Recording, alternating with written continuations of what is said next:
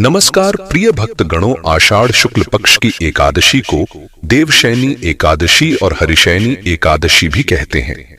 देवशयनी एकादशी के दिन भगवान विष्णु 4 महीने के लिए पाताल लोक में शयन करने जाते हैं और सृष्टि का संचालन भगवान शंकर के हाथ में होता है। इस एकादशी के 4 महीने बाद देव प्रबोधिनी एकादशी पर भगवान विष्णु जागते हैं। 4 माह की इस अवधि को चातुर्मास कहा जाता है। इस समय से चातुर्मास की शुरुआत भी हो जाती है। इस दौरान कोई भी शुभ या मांगलिक कार्य नहीं होते हैं। इसी देवशयनी एकादशी के बाद 4 महीने तक सूर्य, चंद्रमा और प्रकृति का तेजस तत्व कम हो जाता है। शुभ शक्तियों के कमजोर होने पर किए गए कार्यों के परिणाम भी शुभ नहीं होते। इस दौरान साधुओं का भ्रमण भी बंद हो जाता है। वह एक जगह पर रुककर प्रभु की साधना करते हैं। चातुर्मास के दौरान सभी धाम ब्रज में आ जाते हैं, इसलिए इस दौरान ब्रज की यात्रा बहुत शुभकारी होती है। अगर कोई व्यक्ति ब्रज की यात्रा करना चाहे तो इस दौरान कर सकता है। देवशयनी एकादशी व्रत करने और इस दिन भगवान श्री हरि की विधिवत पूजन से सभी प्रकार के पापों का नाश होता है। सारी परेशानियां खत्म हो जाती हैं, मन शुद्ध होता है, सभी विकार दूर हो जाते हैं, दुर्घटनाओं के योग टल जाते हैं। तो शास्त्रों के अनुसार अत्यंत ही श्रेष्ठ मानी जाती है देवशयनी एकादशी। और अगर आप इस एकादशी का व्रत धारण करते हैं, अत्यंत ही श्रेष्ठ है।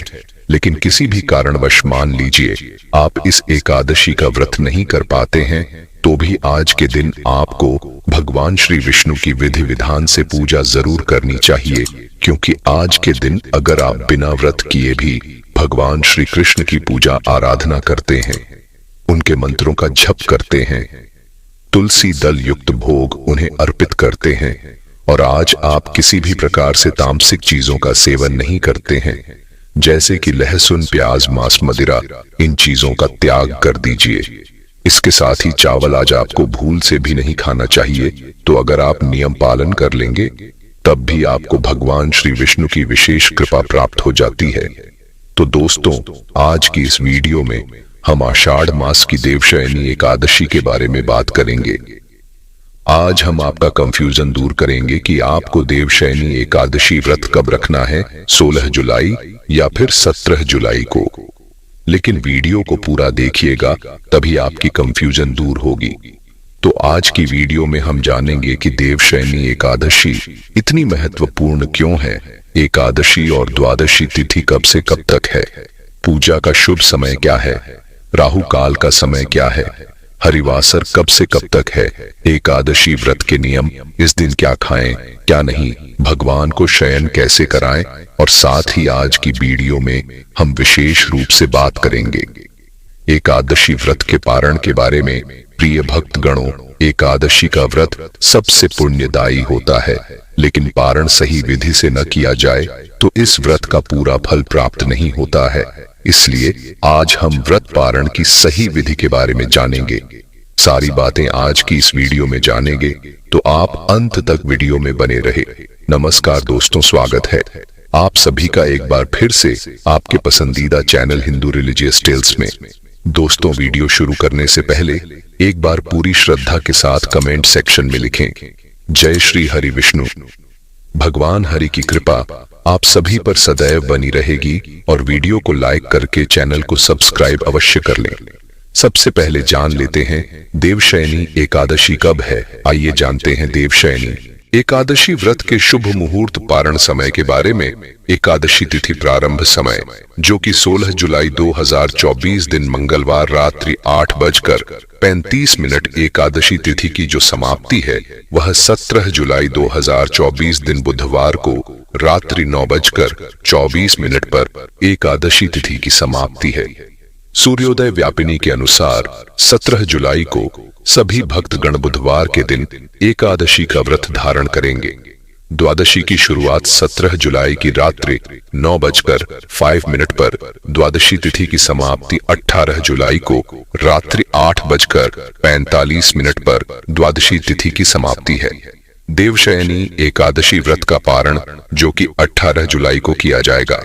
18 जुलाई गुरुवार के दिन पारण का जो समय होगा वह समय सुबह 5:35 से सुबह 8:21 तक व्रत का पारण किया जाएगा। 17 जुलाई को ब्रह्म मुहूर्त का जो समय होगा वह समय सुबह 4:06 से सुबह 4:46 तक होगा। सूर्योदय का समय सुबह 5:18 और सूर्यास्त शाम 6:49 होगा। 17 जुलाई को राहु काल का समय दोपहर 12:04 से दोपहर 1:45 तक होगा। 18 जुलाई को राहु काल का समय दोपहर 1:45 से दोपहर 3:27 तक होगा। राहु काल समय के दौरान कोई भी शुभ कार्य या नया कार्य नहीं करना चाहिए, यह लाभप्रद नहीं होता है, इस बात का ध्यान रखें। शुभ योग होगा सुबह 7:03 तक एकादशी तिथि के दिन, उसके बाद शुक्ल योग नक्षत्र जो कि अनुराधा नक्षत्र रात्रि 3:13 तक, उसके बाद ज्येष्ठा नक्षत्र। प्रिय भक्तगणों, एकादशी का व्रत भगवान विष्णु के निमित्त रखा जाता है। हर मास में एकादशी आती है और मास के अनुसार एकादशी व्रत का महात्म्य भी बढ़ जाता है। एकादशी व्रत करने के लिए दशमी के दिन से व्रत के नियम लग जाते हैं जो द्वादशी तक चलते हैं। दशमी से लेकर द्वादशी तक व्रत के नियमों का पालन यदि मनुष्य नहीं करते तो इससे उन्हें व्रत का पूरा पुण्य लाभ नहीं मिलता। ऐसे में हर किसी को यह जानना चाहिए कि व्रत के अगले दिन पारण करते हुए क्या गलतियां न करें। एकादशी पर नियम और संयम के साथ व्रत रखकर भगवान विष्णु की उपासना करने के बाद अगले दिन द्वादशी तिथि पर पारण में खास चीजों का ही सेवन करने का विधान है। संत जन कहते हैं, अपने कंठ में आप तुलसी की माला धारण कीजिए और एकादशी व्रत का श्रद्धा पूर्वक पालन कीजिए। इतना ही नहीं, वे यह भी कहते हैं कि जो मनुष्य नियम पूर्वक एकादशी व्रत का पालन नहीं करता उसे प्रेत ही समझना चाहिए। और यहाँ तक कि संत तुकाराम तो एकादशी को वैकुंठ जाने का राजमार्ग भी बताते हैं। एकादशी की महिमा का गान सभी शास्त्र और संत पुरुष उदार हृदय से करते हैं, लेकिन जितना महत्वपूर्ण है एकादशी व्रत का नियम पालन करना है उतना ही आवश्यक है। उसका निर्धारित समय पर पारण करना। और पारण का अर्थ क्या है? तो पारण यानी द्वादशी के दिन एक निश्चित समय पर कुछ नियमों का पालन करते हुए एकादशी व्रत को पूर्ण करना। जब कोई व्यक्ति एकादशी व्रत का आरंभ करता है तो उसे इस व्रत के पारण द्वारा उसे भी पूर्ण करना चाहिए। हमारे शास्त्रों में बताया गया है कि यदि कोई व्यक्ति निर्धारित पारण समय के अंदर एकादशी का पारण नहीं करता है तो उसे द्वादशी पर फिर से पूरा दिन उपवास करना पड़ेगा और वह त्रयोदशी पर ही उसे पूर्ण कर पाएगा। कई बार कुछ लोग यात्रा में होते हैं या फिर भूल जाने के कारण एकादशी व्रत तो कर लेते हैं लेकिन उसका पारण नहीं कर पाते।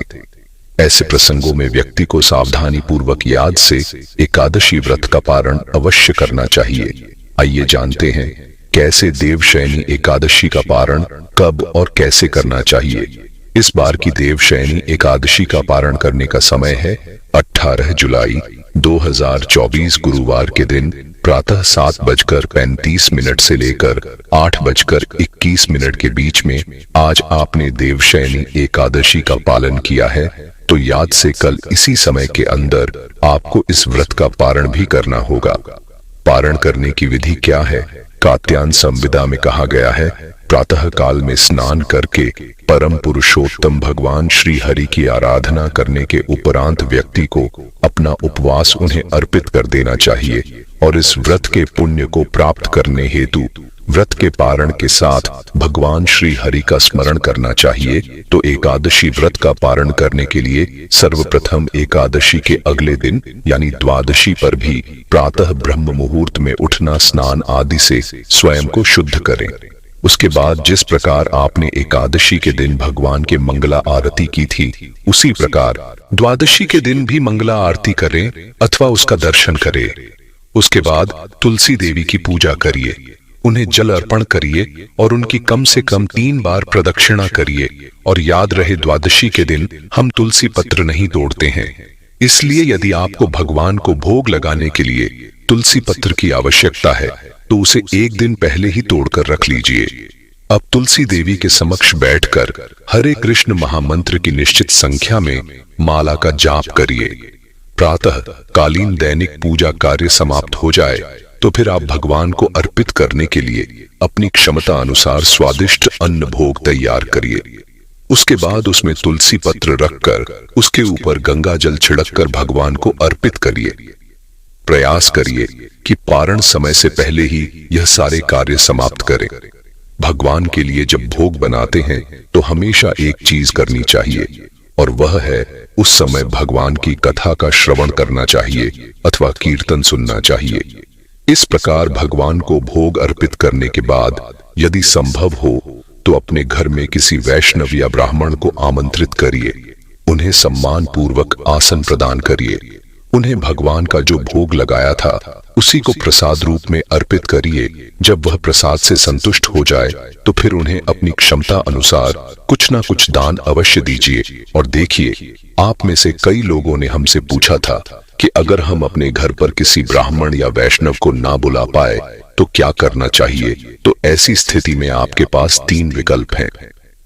पहला यह कि भगवान को भोग अर्पित कीजिए और उसे अपने नजदीक के किसी मंदिर में जाकर पुजारी को या किसी जरूरतमंद को दे आइए और दान की सामग्री आप मंदिर में दे सकते हैं। अगर इस प्रकार भोजन नहीं दे सकते तो कम से कम अपने आसपास के किसी मंदिर में जाकर कुछ ना कुछ दान देकर या फिर गौ माता को घास या रोटी खिलाएं। अगर आपको लगता है कि इतना भी समय आपके पास नहीं है तो आपके घर में ही भगवान से प्रार्थना कीजिए। अपना एकादशी व्रत उन्हें समर्पित कीजिए और यह दान की लक्ष्मी आप एक तरफ निकाल कर रख लीजिए। जब भी कभी आप मंदिर जाए तो उस समय यह दान मंदिर में दे दीजिए। लेकिन किसी भी स्थिति में कुछ ना कुछ दान अवश्य देना चाहिए, क्योंकि दान देने से हमारे धन का शुद्धिकरण होता है। अगर गलती से भी कोई अनैतिक लक्ष्मी घर में आ गई हो तो उसका शुद्धिकरण भी दान द्वारा ही होता है। अब अगला कार्य है स्वयं पारण करना। स्कंद पुराण में कहा गया है, एकादशी व्रत का उचित रूप से पालन करके अगले दिन द्वादशी पर व्यक्ति को महाप्रसाद ग्रहण करना चाहिए और उसी क्षण उनके लाखों पापों का नाश हो जाता है। इस प्रकार वैष्णव भोजन और दान देने के बाद अब पारण समय के अंदर ही करे। आप भगवान से प्रार्थना करते हुए स्वयं भी एकादशी व्रत का पारण करके स्वयं पारण करने जा रहे हैं तो सबसे पहले भगवान के समक्ष जाइए, हाथ में गंगा जल लीजिए और आपने एकादशी के दिन जो संकल्प लिया था उसे भगवान को अर्पित करते हुए प्रार्थना करिए, हे केशव, मैं अज्ञान रूपी अंधकार से अंधा हो रहा हूं। इस व्रत द्वारा प्रसन्न होकर मुझ पर कृपा कीजिए। मुझे अपनी भक्ति और ज्ञान रूपी नेत्र प्रदान करिए। इस प्रकार भगवान से प्रार्थना करते हुए एकादशी का फल भगवान के चरणों में अर्पित करें। आदर्श स्थिति तो यही होती है कि आप जगन्नाथ जी के पुरी में मिलने वाले सूखे चावल लेकर उससे व्रत का पारण करें। लेकिन अगर वह चावल आपके पास नहीं है तो आप भगवान को अर्पित कोई भी अन्य युक्त प्रसाद लेकर पारण कर सकते हैं। निर्जल व्रत रखा था जिन्होंने जल के साथ व्रत रखा था वह फल या दूध के साथ पारण कर सकते हैं, लेकिन जिन्होंने एक समय पर फल, दूध या एकादशी प्रसाद लिया था वह अन्न युक्त प्रसाद से ही व्रत का पारण कर सकते हैं। तो इस प्रकार एक संपूर्ण विधि और पूर्ण मनोभाव और श्रद्धा के साथ देवशयनी एकादशी का पारण कर सकते हैं और अपने एकादशी व्रत को पूर्ण कर सकते हैं। सिर्फ द्वादशी के दिन हम उस व्रत का पारण करते हैं। हमारे शास्त्रों में बताया गया है कि यदि कोई व्यक्ति निर्धारित पारण समय के अंदर एकादशी का पारण नहीं करता है तो उसे द्वादशी पर फिर से पूरा दिन उपवास करना पड़ेगा और वह त्रयोदशी पर ही उसे पूर्ण कर पाएगा। कई बार कुछ लोग यात्रा में होते हैं या फिर भूल जाने के कारण एकादशी व्रत तो कर लेते हैं लेकिन उसका पारण नहीं कर पाते। ऐसे प्रसंगों में व्यक्ति को सावधानी पूर्वक याद से एकादशी व्रत का पारण अवश्य करना चाहिए। आइए अब जान लेते हैं देवशयनी एकादशी की पूजा विधि। देवशयनी एकादशी के दिन शेष शैया पर विराजमान भगवान विष्णु माता लक्ष्मी का विधि विधान से पूजन करना चाहिए। देवशयनी एकादशी को प्रातः काल उठें। इसके बाद घर की साफ सफाई तथा नित्य कर्म से निवृत्त हो जाएं।